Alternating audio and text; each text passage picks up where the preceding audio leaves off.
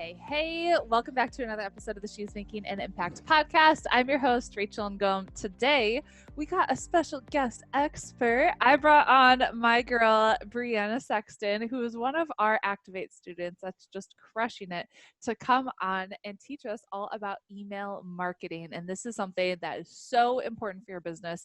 So get ready to take some notes and we're going to dive on in. So Brianna, tell us about you and what it is that you do. Okay, well, I'm Brianna Camacho Sexton. Still working on that last name thing.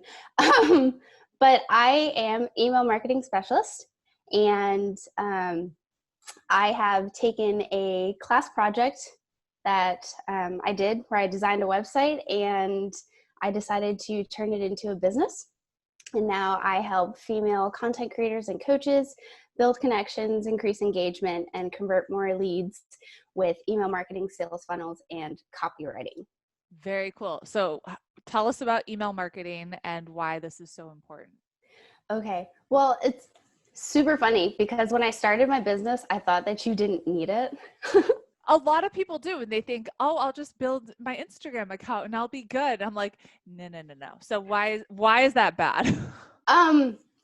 For me, the biggest thing is I could never find out how to get followers first. And then just through network marketing and running my business, it's really hard to keep people if you don't have that connection with them, and knowing that Instagram and Facebook, and if all that shuts down, your business shuts down. Yep. So that was like the big thing for me. And I listened to you for a few months, and shame on me, it took me a while. But once I figured out email marketing, just taken off, and I couldn't pick a different subject. It's awesome. It's a fun way to get in and connect with people and just kind of be not in their face, but on their hearts every once in a while. Oh, I like that. Okay. So what do you think keeps people from actually getting started with email marketing and building their email list? Oh, I love this question. I know for me personally, it was just the overwhelm of figuring it all out. Cause you'd build your opt-in, and then you connect it to your form, and then it just seems like magically people are supposed to come onto your list, and that can be really, really overwhelming if you don't understand how to do that. So I think just that, and then what I like to call spammy email marketing syndrome, where people don't want to send emails, or they don't know how to send content because it sounds, or they don't want to feel salesy. Mm-hmm. So I think that's another concern that just kind of keeps people from actually pressing the publish and sending out their email newsletters. So how do you overcome that? I would say the biggest way to do that is to switch a mindset first, from spam to service. Yes, so, you literally read my mind. I love this. Yeah, because all you're really doing when they're inviting you into their space, right? If their inbox is their home, they are inviting you into their home. So it's not like you really have to force your way in there first. And then when you're in there, all you're doing is just having a conversation, and you're providing them information that they have asked you for. Yeah. So just kind of coming from a service standpoint instead of feeling very spammy. That's a really good way to do it. And the other one I would say, and this is how I always start my letters, or when everybody asks, or whenever somebody comes to me and they're like, I don't know how to sound like I'm not selling something, I just take out a piece of paper and write a letter to a friend. Yes. That's so key.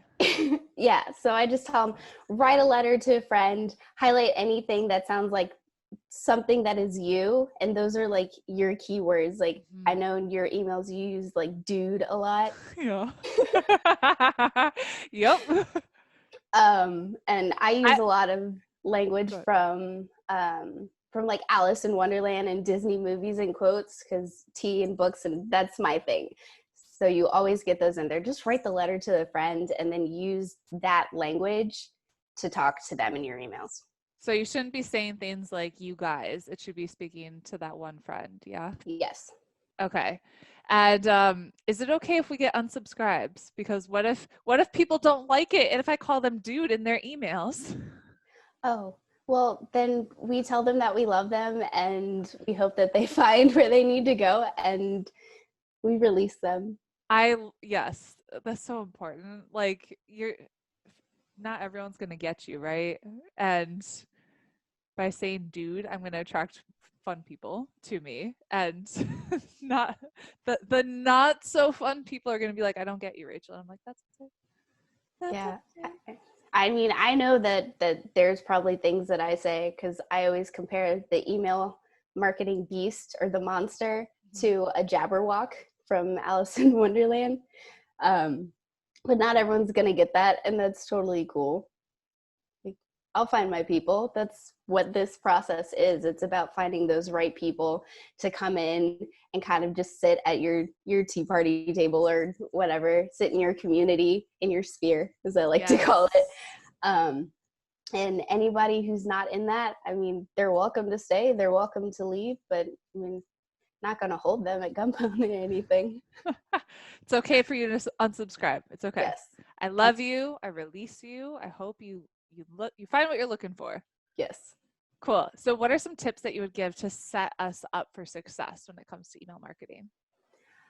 The first few are know thyself and know thy audience. I talk a little bit about this in all of my processes. So the first is know thyself, and that goes towards knowing who you are, what you have to offer, knowing how you speak, your story and your voice, and then know thy audience, knowing who your audience is, what problem you're solving for them, and then where they are in their journey. I love talking about the customer journey because where they are reflects where you should meet them at. Talk about that. Ooh, okay. So I'm going to imagine I have my super awesome, wonderful customer, Alice. I'm going to call her Alice. And she is brand new in her business, looking for Pinterest. We're going to use Pinterest.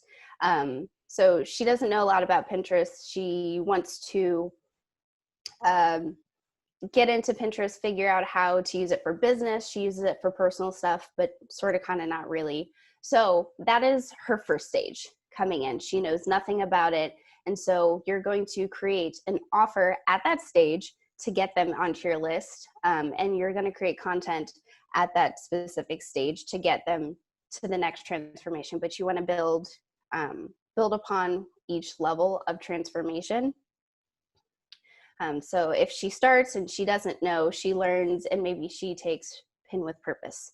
And then after she takes that class or that course, she has come to this new form of transformation where she has now subscribers on her list. She knows how to make her blog, and she's going to maybe move into stage 2 where she's launching a course.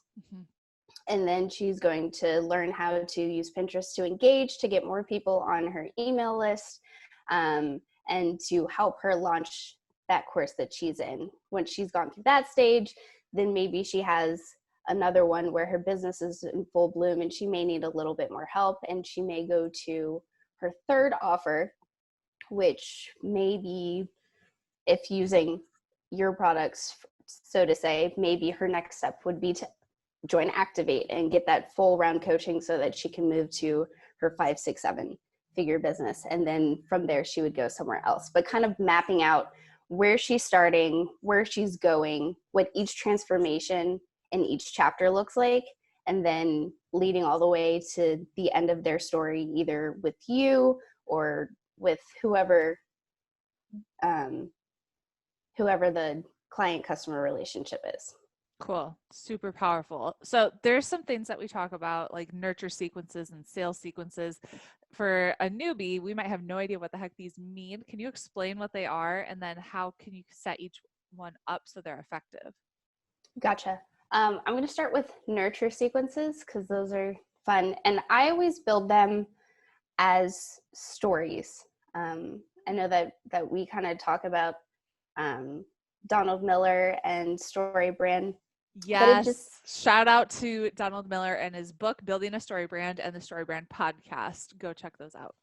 yes. But I mean, our entire life we've communicated in stories. That's how we learn. And so when I guess definition of a nurture sequence. A nurture sequence is that first sequence, the first 5 or 7 emails, 3 to 5 or 7 emails that a person receives that kind of introduces them to you. Are these automated, or do you have to sit there and manually send them to each new subscriber? Oh gosh, no. Yes, they're automated. Okay, good. Just wanted to clarify. Yes, I know that depending on your email service provider or email marketing platform, whether it's MailerLite, ConvertKit, ActiveCampaign, Flowdesk, they have different names for them, but an automated sequence is easy. So you set it up once and it's done. But they're the 7 emails that kind of say, thank you for getting the freebie, right? Because we want to say thank you when people sign up. And then we welcome them and kind of take them through a journey. I always do an introduction of me, and then I go into a story on a pain point and how they can solve that. And then I add value in a blog or another, not episode, but another email in that sequence, leading them to that first transition or that first offer, or that just dropping them into what I call the engagement sequence, which is that sequence in between where you just kind of blast your weekly newsletters or whatever it is between your launches. So from the nurture to the launch or sales sequence, there's that engagement period in between. Okay, so the nurture sequence is 3, 5, 7 emails that's building a relationship with that new subscriber. So they're not just getting one email and then it's like, wham, bam, thank you, ma'am. Never see you again until I want to sell you something, right? No, because that's icky. That's right? where people get into the spam mode where they're like, oh, you only want my money. You don't want me, you want my money. And we don't want to do that. We really want to build that connection. It's also a great way to kind of get people on your social media and build that community as well. So social media is a really important kind of enhancement to email marketing, so to speak. Yeah. So you take people from your email list and in that nurture sequence, send them to like Instagram. Yes. Awesome. Love that. That's what we do. Okay. So the goal of the nurture sequence, build a relationship with your ideal client, maybe make that first offer within those emails. Yes. Okay. I always do that closer towards the end. Okay. I have like towards the end of it, the last 2 or 3 emails, I call it the soft offer, where they're getting closer to a transformation. You're like, oh my gosh, we've like learned about this. We've gotten to this point. I think I have this next best thing, which would be this mini offer or this first offer. What do you do in those nurture sequence to make sure you're memorable? I add all sorts of my personality first in everything that I do. And then I make sure that I have a call to action in every post. So maybe one of them is like, reply to this email and let me know what's going on.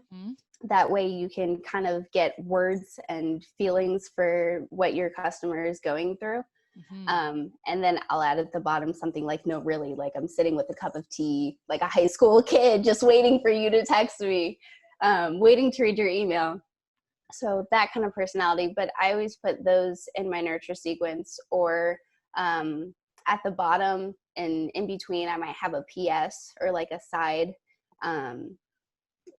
monologue where I'm like, hey, don't forget to do this. Or, oh, if you haven't already, have you tried this? Have you checked this out? Just kind of like I would if I was sending a text message and I was like, oh my gosh, I just heard about this. Have you checked it out? And then post the link to it. But call to actions and lots of personality. So you give an example of sharing like you like tea, and that's a way that you shared like your personality and how you're talking to them. Is there anything else that you do in those emails? Um, those are the big things. I I know don't. for me, like we have like friends gifts in our emails. And I'm like, this is just me though. Oh, I haven't put those in mine. I still can't even figure out how to pronounce those gifs or gifs. Oh, Had an really? I'll have to show entire you. It's so conversation. easy. Had an entire conversation in school about which way to say those. Right? But no, I do fun pictures every once in a while. I don't put a lot of them in there. Most of the time, I'm just short, sweet, lots of personality, humor. Um, Cool. What about the sales sequence? Can you explain what that is and what you'd use that for? yes. So sales sequences are, I think those are the ones where people kind of call them the spam emails because, They're afraid of sending out too many. yes. So when Um, would you use the sales sequence? Sales sequences are good for bigger product launches. If you have a new product offer that you're offering, like an ebook or a new course or a webinar leading to a course or a program, those are some of the most typical ones that I've seen and So dealt with after a so far. webinar, you would have like a sales sequence. Yes, or Okay. leading up to it. So you have the three parts of a sales sequence. So you have like the week before where you kind of introduce them to the offer that's coming up, kind of get them excited about it. And then you have the week of, which is where you either do your challenge or you host a series of webinars for those few days, and then the follow-up. Because the fortune's in the follow-up. So yes, it is. A lot of people are like afraid for whatever reason to follow up, but that's where the fortune is made. yes. And that's those few emails where they're like, hey, thanks for coming to the webinar. Here's all this information. But not only that, there's 1,000,003 amazing things that you're going to get with this. So people put their bonuses that they have to kind of entice and sweeten the deals, or discounts or whatever. But it's kind of that wind down sequence after all of the hype of a launch, to kind of slow down and say, hey, we're going to close the cart, but we really want you to join us. Here's all the reasons why.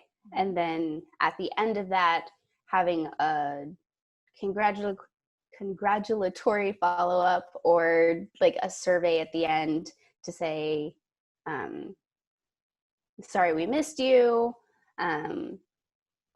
in the cart closing, and sending that survey to figure out what you can do better in a sequence. But normally it's like 3 weeks, about roughly, in or out of emails for that launch. Okay. So how many emails? Let's say I just did a webinar. How many emails would I send after that webinar? After the webinar, supposing that your cart, let's say my cart's open for like 4 or 5 days. Okay, so 5 days, you have about 5 to 7 emails because you want to have the replay email, and then those 4 or 5 days of engagement, kind of keeping them engaged and telling them like the cart's closing, but there's this, going through objections and answering those, anything that's going to help make it easier for your customer to make a decision to work with you. That's the key. I like that. And then day 5, having 2 or 3 emails, because send 3 emails in one day. Oh my goodness. I know it's crazy, but I know for me, when I was working 9 to 5, like I may not have checked my email in the morning. I may not have checked it at 2 o'clock, but having that like 30 minutes to like catch my eye and be like, oh, I forgot to do that, and reminding is so easy. And it doesn't have to be like a lot of text. It doesn't have to be like an 89-page email that you write every time. It can be very similar. If you do it 9 hours, 3 hours, 1 hour left, or whatever that time increment is. Yeah. But yes. Yeah, I think our last email for Pin with Purpose, it's like you have 30 minutes left. Like, now is the time to make a decision. Here's your last chance. Like, it's super duper simple, but it's letting people know, like, you're not going to see this offer again. Like, you have to make a decision or you're going to miss out. Yes. Cool. So it's a lot of emails. I think a lot of emails, and you can't be afraid of sending out that many. No, it's like, I think I just helped 2 awesome rock star ladies with their launches, and I think I wrote about 25 to 30 for each of them. So wow. That's a lot. Yeah. That's a lot, but that's amazing that you're doing that and you're helping them with their launches, because that is honestly like the most amount of work that you're going to do when you're getting ready to do a launch is creating the email copy, because that's what's going to make or break it, to be honest. Like, you have to have the emails before the launch, during, and after. And if you don't, you're not going to see the same level of success or results if you just do like a webinar and hope people buy on the webinar. So I love that you're actually doing that for people. Where can people connect with you? And then if they wanted to hire you to actually take that off their plate, how would they do that? Gotcha. So right now, my website is under construction, but I am on Instagram and Facebook at Brianna Sexton and Company. I have a marvelous freebie on my website. It's the only thing on my website.